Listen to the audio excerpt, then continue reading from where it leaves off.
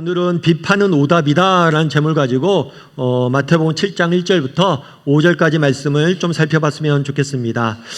미국 캘리포니아에 있는 한 청소년 교정기관에서 한 조사를 해본 적이 있대요. 어떤 조사를 했냐면 범죄한 범죄 청소년들의 심리 상태와 가정 환경을 조사를 했어요. 그런데 이들 사이에 한 가지 공통점이 있었습니다. 그럼 그 공통점은 뭘까요? 그것은 다수의 범죄 청소년들이 어렸을 때부터 듣고 자란 말이 비슷하다는 거였어요. 비슷한 말을 듣고 자란 거예요, 애들이. 그럼 어떤 말을 주로 듣고 자랐을까요? 그들이 주로 들었던 말은 넌 왜 그것밖에 못하니? 넌 늘 문제야. 너 같은 애가 커서 무엇이 되겠니? 와 같은 부정적인 말을 계속해서 들었대요. 그래서 이런 말들은 단순한 잔소리가 아니라 이 아이들의 자아를 형성하는 거울이 되어서 그들의 삶에 큰 영향력을 미쳤다는 조사 결과가 나왔습니다. 이를 심리학적 용어로 뭐라고 그러냐면 자기 실현적 예언이라고 그래요. 뭐라고요? 자기 실현적 예언. 그래서 우리가 계속해서 어떤 특정 말을 듣고 하다 보면 그것이 내 삶에 이루어진다는 거죠. 그래서 한 사람이 실패할 것이란 말을 지속적으로 듣게 되면 실제로 그렇게 행동하려는 경향이 생긴다는 거예요. 그만큼 말은 영향력이 있습니다. 그만큼 말은 중요해요. 왜냐하면 우리가 어떤 말을 하냐에 따라서 우리가 그렇게 살려는 경향성이 우리에게 생기기 때문이에요. 오늘은 조금 이 말에 대해서 좀 살펴보길 원합니다.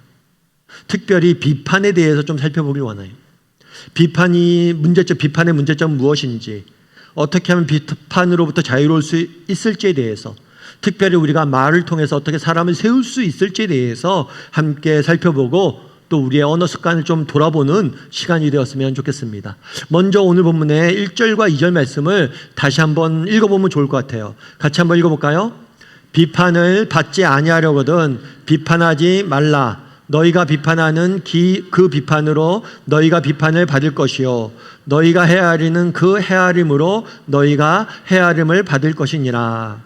예수님은 제자들에게 비판하지 말라라고 이야기합니다. 여기서 그럼 비판이란 무엇일까요? 비판이란 다른 사람의 말이나 행동에 대해서 판단하고 정죄하는 것을 의미해요. 뭘 하는 거라고요? 판단하고 정죄하는 것. 마치 재판관이 법정에서 피고가 있잖아요. 법정에 피고의 죄의 유무를 판결하는 것과 같은 행위가 바로 비판이란 거예요. 다른 사람의 행동에 대해서 죄가 있는지 없는지 판별하고 정죄하는 것, 판단하는 행동이 바로 비판이란 거예요. 특별히 오늘 본문에 보면 비판하지 말라라고 한글에 되어 있습니다. 그런데 이거의 원어, 헬라어를 좀 살펴보면 시제가 독특해요.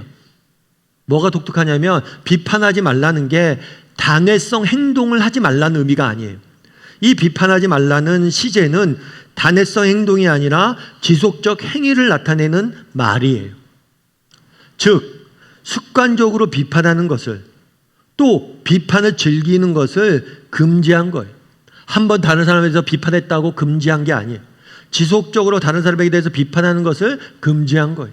그리고 비판을 즐거워하는 것을 금지한 거예요. 우리가 기억할 것이 있어요. 여러분, 비판은 습관이에요. 여러분, 비판을 한 번 하는 사람은 없습니다. 어떤 사람을 만나면 계속해서 언제든지 누굴 만나든지 계속해서 부정적인 얘기를 하고 비판하는 사람들이 있어요. 아니, 비판의 속성 자체는 습관이에요. 그래서 성경은 이야기하는 거예요. 너희가 비판하지 말라. 다르게 말하면 우리 안에 다른 사람에 대해서 부정적으로 말한다거나 다른 사람에 대해서 비판하려는 경향성이 우리에게 없는지, 내가 비판은 즐기고 있는 사람은 아닌지 너희가 정직히 돌아보라는 것. 물론 우리는 옳고 그름에 대해서, 선악에 대해서 분별할 수 있어야 돼요. 또 이런 능력을 가지고 우리가 속한 사회나 공동체를 바르게 세워가야 될 책임이 있습니다. 비판하지 말라는 이야기가 선악을 분별하지 말고 다른 사람의 잘못을 못 본 척 하라는 뜻이 아니에요. 다만 우리 안에 정말 비판을 즐기는, 습관적으로 비판하려는 나쁜 습성이 없는지 정직히 돌아보고, 만약 이런 습성들이 우리에게 남아있다면 그것을 과감히 버리라 라고 성경은 우리에게 권하고 있는 겁니다. 그럼 우리가 성경이 예수님이 이렇게 비판에 대해서 강하게 하지 말라고 명령하신 이유는 무엇일까요?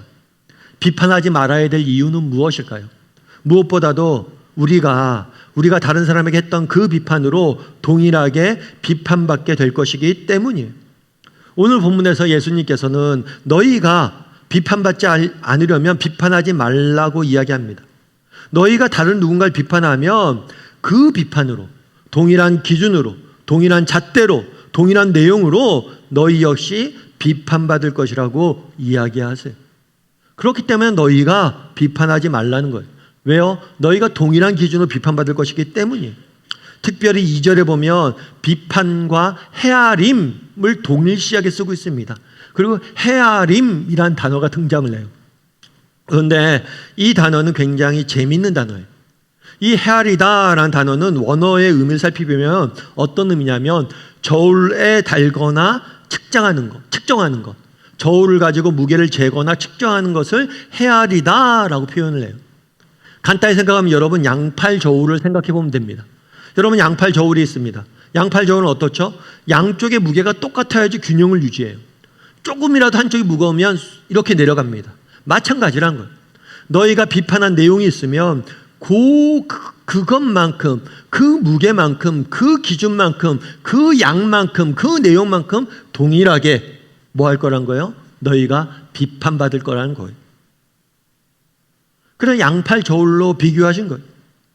너희가 다른 사람을 비판하면 그대로 너희도 조금이라도 더하거나 빼지 않고 우리도 비판받게 될 것이다 라고 성경은 경고하고 있는 거죠. 여러분, 인간은 묘한 특징이 있습니다. 그것은 어떤 특징이 있냐면 자신에게는 한없이 관대하지만 다른 사람에게는 또 반대로 한없이 냉정해지는 경향이 있어요. 그래서 자신과 다른 사람을 다른 잣대로 판단하는 거죠. 자신이 한 말이나 행동은 충분히 그럴 수 있다고 생각합니다. 하지만 동일한 행동을, 동일한 말을 다른 사람이 하면 그것은 잘못됐다고, 어떻게 저럴 수 있냐고 판단하기 쉬운 게 인간이에요. 대표적인 말이 있죠. 그건 뭐예요? 내로남불이에요. 내가 하면 로맨스고 남이 하면 불륜이다. 불륜도 내가 하면 로맨스라는 거예요. 그만큼 다른 사람과 내가 기준을 다르게 보는 거예요. 다른 사람에 대해서는 어떻게 저런 불륜을 저지를 수 있느냐 판단하고 정죄하지만 정작 내가 그 잘못을 범하면 로맨스라고 꾸민다는 거예요. 잣대가 다르다는 거죠. 제가 아는 후배가 있습니다. 그 후배는 아들이 이제 후배 목사가 있는데 아들이 공부를 되게 이제 열심히 안 했나 봐요. 그래갖고 이제 잔소리를 한 거죠. 야, 너 왜 이렇게 공부를 안 하냐? 수능도 얼마 안 남았는지 입시생이 그렇게 공부를 안 해도 되냐? 막 하고 잔소리를 했대요. 그랬더니 아들이 뭐라고 답했는지 아세요? 아들이 그랬대요. 내가 왜 공부 안 하냐고? 아빠 닮아서 그래. 아빠는 내 나이 때 공부했어? 이렇게라고 반문을 했대요. 그런데 한편 그 얘기를 쭉 들으면서 그런 생각이 들었대요. 한편으로는 화가 나는데 다른 한편으로는 맞는 말이라는 생각이 들었대요. 물론 부모가 잔소리하는 게 자녀가 잘 되라는 입장에서 나는 못했지만 너는 해야지 잘 되길 바라는 마음에 잔소리하죠. 그런데 우리가 정말 가까운 사람부터 시작해서 내가 하기도 힘든 일들을 과도하게 다른 사람들에게 요구하고 있지는 않은지 점검해 봐야 된다는 거예요. 우리가 다른 사람들 비판합니다. 그런데 정말 그 동일한 잣대로 나에 대해서 돌아봐야 된다는 거예요. 그러면서 내가 정말 나도 할 수 없는 일들을 다른 사람에게 왜 저렇게 하냐고 과도하게 짐지우지 않냐는 거예요. 예수님께서는 우리가 비판한 대로 비판받게 될 거라고 이야기합니다. 여러분, 우리가 누군가를 비판해 보십시오. 그럼 우리의 비판을 듣는, 우리의 말을 듣는 다른 사람들은 동일한 잣대로 우리의 모습을 봐요. 자기도 못하면서 다른 사람에게는 저렇게 쉽게 얘기하네, 이렇게 이야기하는 거예요.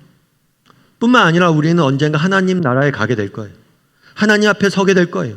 그때가 되면 하나님은 우리의 생에 대해서 판단해 주시고 심판해 주실 거예요.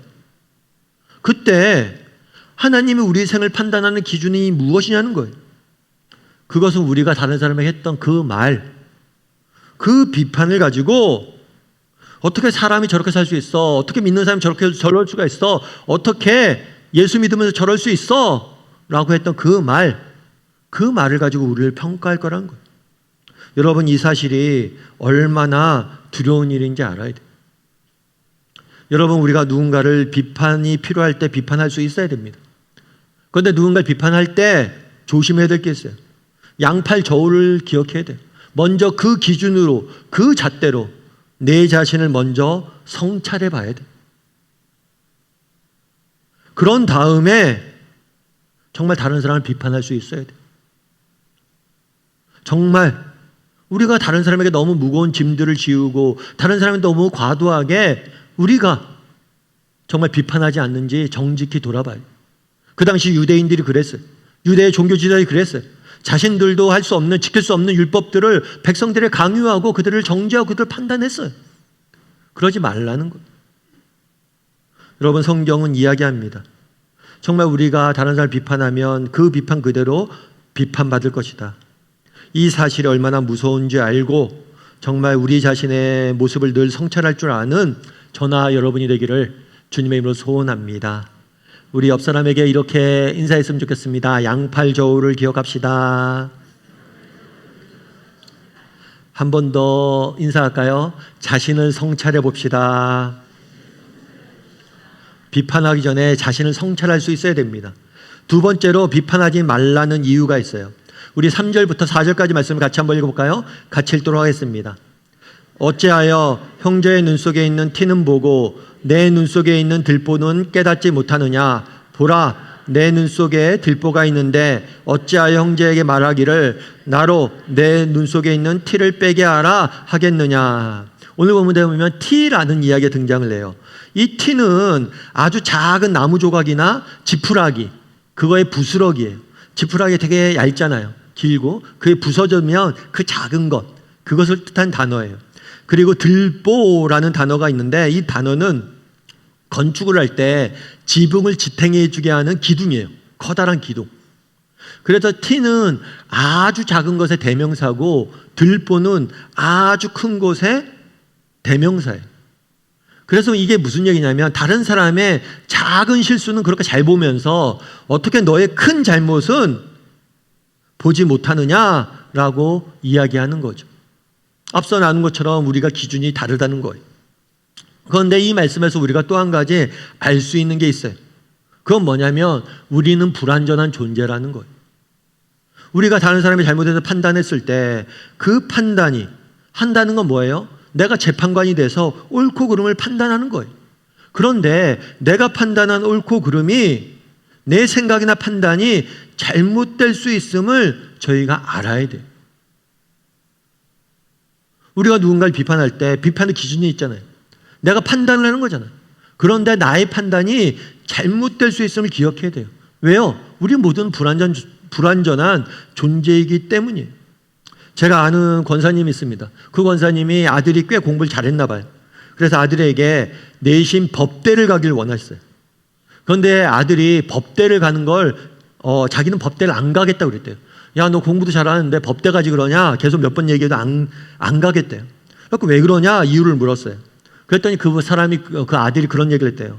법대는 가서 이제 법관이 돼야 되는데 내가 잘못 판단을 내리면 다른 사람의 인생을 망치게 되는데 나는 그럴 자신이 없다는 거예요. 맞는 말이죠. 여러분, 우리가 다른 사람의 인생에 대해서, 다른 사람의 행동에 대해서, 다른 사람에 대해서 쉽게 판단하고 비판하는데 정말 우리가 우리의 기준과 우리의 판단이 옳냐는 거예요. 올바른가라는 문제를 살펴봐야 돼요. 이것이 얼마나 위험한 일인지 알아야 돼요. 우리의 기준이 우리의 판단이 틀릴 수 있잖아요. 여러분, 판사들이 사람들의 죄를 판단할 때 무엇을 기준으로 판단합니까? 자신의 생각으로 당신 죄를 지었습니다 라고 판단하는 판사는 없어요. 법조문에 근거해서 판단하는 거예요. 그래서 판사가 개인적으로 내 생각에 이 사람이 죄인이지만 법조문이 무죄라고 그러면 무죄 판결을 해야 돼요. 판대도 마찬가지고. 왜 자신의 생각이 아니라 법조문에 근거해서 선고를 내립니까? 우리의 생각은 틀릴 수 있기 때문이에요. 내가 아무리 윤리적으로 교육을 받고 윤리적으로 뛰어난 사람이라고 할지라도, 도덕적으로 내가 뛰어난 사람이라 할지라도 내 생각이 틀릴 수 있기 때문이에요. 여러분, 비판한 사람의 문제가 무엇입니까? 자기는 옳고 자기는 의롭다고 판단하는 것. 내 판단이 옳다, 맞다 라고 판단하는 것. 그런데 기억해야 돼. 우리의 판단이 틀릴 수 있음을 기억해야 돼. 여러분, 가족 간도 마찬가지 아닙니까? 우리가 얼마나 서로에 대해서 잘못된 판단을 하고 그로 인해서 오해를 하고 서로에게 상처를 주고 또 불행을 만드는 경우들이 얼마나 많아요. 여러분, 우리가 부모입니다. 부모이기 때문에 우리 자녀들에 대해서 자녀들의 행동이나 말에 대해서 판단할 때 우리가 옳습니까? 우리가 자녀들을 낳았기 때문에 우리가 옳은가요? 또 젊은이들도 마찬가지예요. 나는 현대사회에 살고 있고 나는 신세대이고 구식, 옛날 사고방식으로 사는 사람들, 어른들, 옛날 사고방식으로 사는 사람들 틀렸습니까? 여러분, 우리가 어떻게 장담할 수 있어요? 가수 조용필 씨라는, 아마 여러분들 가수를 아실 거예요. 우리나라 대중음악계에 살아있는 전설이라고 알려져 있죠. 수많은 히트곡과 국민적인 사랑을 받았던 분이에요. 물론 저도 조용필 씨를 중고등학교 때 그 노래를 들었던 것 같아요. 전성기가 한참 그때여서.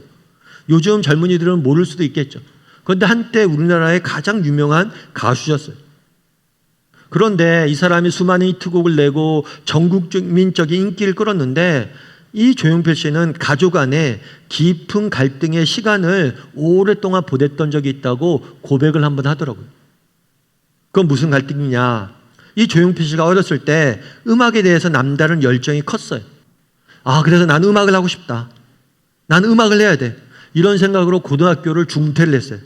그리고 음악 생활을 시작한 거예요. 음악 활동을. 그러자 그 당시 그를 가장 가까이서 지켜보던 큰형이 학교를 그만두는 동생을 이해하지 못했던 거예요. 큰형의 입장에서는 가정을 돌보려고 노력하고 동생들을 정말 책임지려고 노력하고 자기가 열심히 돈을 벌어서 우리 동생들을 공부시키려고 노력했는데, 하라는 공부는 안 하고 학교를 그만두고 하니까 자신이 져야 될 책임을 등한시하는 사람처럼 동생이 보인 거예요. 그래서 둘 사이가 점점 멀어지기 시작했습니다. 심지어 몇 년 동안 거의 대화도 나누지 않았대요. 심지어 나중에 조용필 씨가 국민가수가 된 다음에도 형과의 관계가 회복되지 않았어요. 오랫동안 남남처럼 지냈던 거예요. 그러다가 큰형이 암 판정을 받게 됩니다. 암 판정을 받았으니까 그래도 정말 관계가 소원해도 병문안 가야 되잖아요. 조용필 씨가 병문안을 갔대요. 그런데 서먹서먹하니까 할 말도 없고 병실에서 말 없이 좀 시간이 지나다가 형 손을 이렇게 꽉 잡았대요. 그랬더니 형이 눈물을 흘리면서 이야기를 했대요. 뭐라고 얘기했냐면, 용필아, 사실은 난 네가 너무 자랑스러워. 형이 사실 동생을 미워한 게 아니죠. 사랑했기 때문에 걱정한 거예요. 그런데 동생 행동을 이해를 못한 거죠. 자기 기준에 판단을 한 거죠. 동생도 마찬가지. 형을 판단한 거예요. 그리고 서로의 진심을 못 봤던 거예요. 그래서 그 오해와 판단 때문에, 서로에 대한 잘못된 판단 때문에 오랜 세월을 남남처럼 살았던 거예요. 여러분, 우리도 이런 경우들이 얼마나 많습니까? 정말 그날에 왜 비판하지 말라고 이야기하실까요? 정말 우리가 자칫하면 잘못된 판단으로, 잘못된 오해로 우리의 소중한 관계들을 무너뜨리기 때문에, 마치 내가 옳다, 나는 맞다, 상대방에 대한 이야기도 들어보지도 않고, 야 동생 네가 공부를 해야지, 그에 대한 진심 어린 이야기에 귀 기울이지 못하고 내 기준으로 판단해서 정말 서로에게 상처를 주는 거죠. 그날을 왜 비판하지 말라고 이야기합니까? 정말 우리가 판단하는 것이 늘 옳은 것이 아님을 기억해야 돼요. 그리고 겸손해져야 돼요. 그리고 상대방의 입장을 생각하고 듣고 이해하기 위해서 노력해야 돼요. 나아가 비판하지 말라고 하신 또 중요한 이유는 우리의 의를 드러내는 수단이 되기 때문이에요. 여러분, 이런 말이 있어요. 어떤 말이냐면 샤덴프로이데라는 말이 있어요. 이건 독일어예요. 독일어로 샤덴이란 말은 뭐냐면 불행, 손실, 손해 이런 의미예요. 프로이데라는 것은 뭐냐면 기쁨을 뜻하는 단어예요. 이거의 합성어예요. 손실을 입었는데 기쁘대요. 불행한데 기쁘대요. 이게 무슨 의미일까요? 이 손실, 불행이 남의 손실, 남의 불행이에요. 그래서 인간에게는 묘한 심리가 있다는 거예요. 그건 뭐예요? 타인의 불행을 즐거워하는 내면의 심리가 있다는 거예요. 그래서 우리가 늘 조심해야 됩니다. 정말 우리가 왜 우리 안에도 이런 것들이 있을 수 있어요. 왜 다른 사람을 비판합니까? 다른 사람 깎아내릴수록 뭐예요? 내가 높아지니까요. 왜 다른 사람을 비판합니까? 다른 사람이 낮아질수록 내가 높아지니까 그래요. 그 당시 유대인들, 종교 지도자들이 그랬어요. 바리새인들이 그랬어요. 사람들, 다양한 기준을 세워서 사람들 비판합니다. 넌 왜 이런 율법을 어겨? 왜 이런 것들을 해? 상대방들을 전부 다 죄인으로 만듭니다. 그러니까 홀로 자기가 의인이 되는 거예요. 여러분, 우리도 정직히 이런 면이 없는지 돌아봐야 돼요. 여러분, 그래서 심지어 기도 제목 내는 것도 조심스러운 경우들이 있어요. 정말 기도 제목을 들었으면 진심으로 정말 그 사람의 불행에 아픔에 대해서 같이 아파하고 힘들어하는 게 아니라 오히려 다른 사람의 불행을 즐거워하려는 나쁜 습성이 우리에게도 있다는 거예요. 여러분, 조심해야 돼요. 우리 역시 정말 나의 의로움을 드러내고 다른 사람의 불행을 즐기기 위해서 비판하려고 하는 경향성이 있다는 것을 우리가 기억을 해야 됩니다. 그날에 성경은 이야기해요. 예수님 얘기해요. 비판하지 말라. 왜 비판하지 말아야 됩니까? 정말 우리의 판단이 틀릴 수 있다는 걸 기억해야 돼요. 겸손해야 돼요. 뿐만 아니라 우리 내면에 다른 사람의 불행을 기뻐하는, 즐거워하는 나쁜 습성이 있다는 걸 기억하고 그것들이 못 나오게 해야 돼요. 그런 것들에 사로잡히면 안 돼요. 그래서 비판하지 말라는 거예요. 우리 안에 나는 의롭다는 착각이, 다른 사람보다 내가 낫다는 착각이 자리 잡고 있지 않은지 정직히 돌아보고 비판에 대해서 조심할 줄 아는 저나 여러분이 되기를 주님의 이름으로 소원합니다. 우리 옆 사람에게 이렇게 인사했으면 좋겠습니다. 나보다 당신이 옳습니다. 그리고 또 한 번 인사할까요? 내 안에 악함이 있습니다.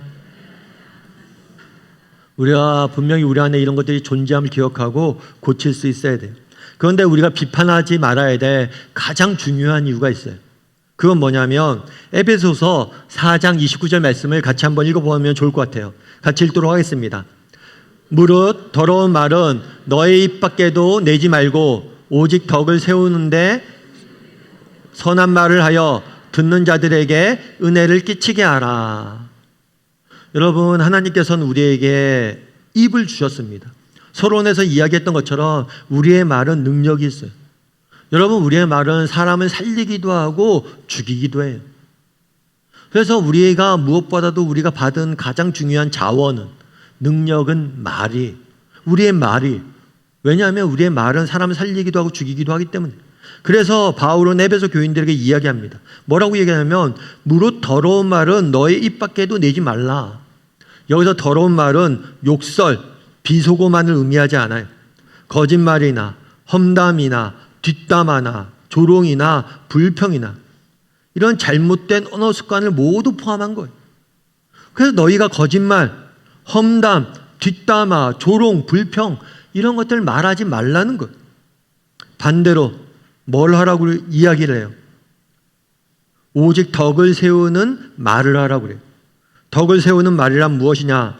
덕을 세우는 말이란 상대방을 세우고 위로하고 용기를 주는 말이, 또한 덕을 세우는 말을 하고 은혜를 끼치는 말을 하래요.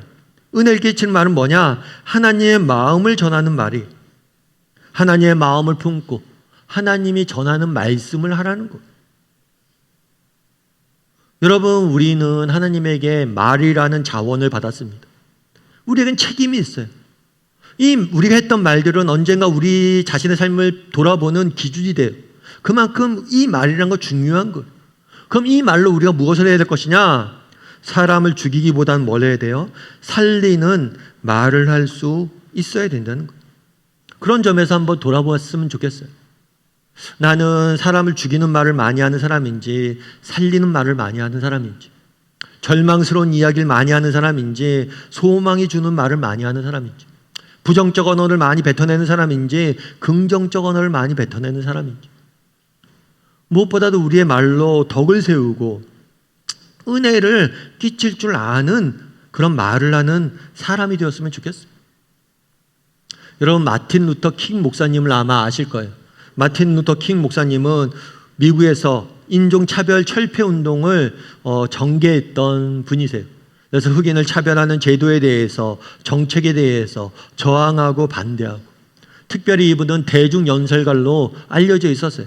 이분의 연설은 이분의 말은 많은 사람들에게 감동을 주고 많은 사람들에게 소망을 주었어요. 그런데 이분이 시위를 하다가 인종차별 정책에 반대하는 시위를 하다가 체포되었어요. 그래서 알라바마 주에 있는 버밍엄 감옥에 수감이 되게 됩니다. 이 버밍엄 감옥에 수감돼서 오랜 세월 지나면서 이분이 낙심하게 됐어요. 회의가 찾아온 거예요. 그렇죠. 우리도 살다 보면 옳은 일을 할 때도 선한 길을 걸어갈 때도 정말 뜻대로 안 되고 오랫동안 응답이 없으면 우리도 낙심하거나 시리에 빠질 때가 있는 거예요. 세상이 변화되기는커녕 자신들과 동료들이 조롱당하고 또 체포되는 현실 앞에서 절망감이 찾아온 거예요. 뿐만 아니라 세상이 자기가 다 틀렸대요. 자기에 대해서. 그래서 외부와 단절된 감옥 속에서 그는 한때 과연 이 길이 맞는가라는 의문까지도 들게 된 거예요. 그때 그의 아내 코레타 스코킹이 그에게 편지를 썼어요. 뭐라고 썼냐면 이렇게 썼어요. 여보, 당신의 말은 단지 사람들에게 감동을 주는 것을 넘어서서 사람들의 가슴을 움직이고 역사의 수레바퀴를 돌리고 있어요. 나는 당신의 길이 옳다고 믿어요. 당신의 고통은 헛되지 않아요. 이 편지를 받고 이 말이 너무나 큰 위로가 됐다고 그래요. 사실 아내 입장에서는 쉽지 않죠. 남편이 아무리 옳은 일을 한다 해도 옳은 일을 하다 감옥에 가고 자녀들도 돌보지 못하고 자신 역시도 많은 사람들에게 생명의 위협을 당하고 아이들을 제대로 길거리에서 아이들이 연락이 안 오면 오늘 누구한테 해코지 당한 거 아닐까? 맨날 두려움에 살아야 되고 너무 쉽지 않죠. 어쩌면 남편에게 포기하라고 말해도 누가 손가락질할 사람 없죠. 그런데 오히려 말을 통해서 용기를 주고 남편을 세우려고 한 거예요. 자기도 힘들지만. 그래서 이 킹 목사님이 이 편지를 통해서 자기가 너무나 힘이 얻었다고. 그래서 이 킹 목사가 버밍엄 감옥에서 쓴 편지라는 편지를 썼어요. 이것은 인권운동에서 교과서와 같은 편지. 정말 아내의 말 한마디로 내가 정말 힘을 얻고 미국 사회에 큰 울림을 주는 그런 사역들을 계속해서 전개할 수 있었던 거예요. 여러분 우리도 마찬가지예요. 여러분 우리 말에는 힘이 있습니다. 우리의 말은 누군가를 살릴 수 있어요. 한 사람을 변화시킬 수 있어요. 그런데 이 말을 가지고 내가 어떻게 사용하고 있냐는 거예요. 혹시라도 우리의 말을 사람을 죽이는 데가 아니라 너희가 사람을 살리는 데 썼으면 좋겠다라고 말하는 거예요. 여러분 성경은 하나님은 말씀이라고 가르칩니다. 하나님은 말씀이세요. 따라서 우리가 정말 선한 말을 쓰고 덕을 세우는 말을 쓰면 우리는 말씀이신 하나님을 닮아가는 거예요. 여러분 정말 이것은 우리에게 사명이에요. 우리는 그리스도의 제자입니다. 예수님을 닮으라고 부름받은 사람들이 우리의 말이 하나님의 말씀을 닮아야 돼요. 여러분 하나님의 말씀이 가는 곳에서는 생명이 살아납니다. 하나님의 말씀이 가는 곳에는 기쁨이 넘쳐납니다. 하나님이 가는 곳에는 평화가 넘쳐납니다. 하나님의 말씀이 가는 곳에는 평안이 넘쳐납니다. 그러면 우리가 말하는 것도 하나님 말씀처럼 우리의 말이 생명을 전하고 기쁨을 전하고 소망을 전하고 평안을 전하고 사람을 세우는 말이 되어야 되는 거예요. 바라기는 우리 다음의 식구들이 정말 사람을 세우는 말을 할 줄 아는 사람이 되었으면 좋겠어요. 특별히 가까운 사람에서부터 시작해서 우리 자녀들과 가족들과 내 주변에 있는 공동체들과 늘 격려하고 세우고 응원하고 소망이 주는 말을 함으로 서로를 살리는 서로의 영혼을 살리는 저나 여러분이 되기를 주님의 이름으로 소원합니다.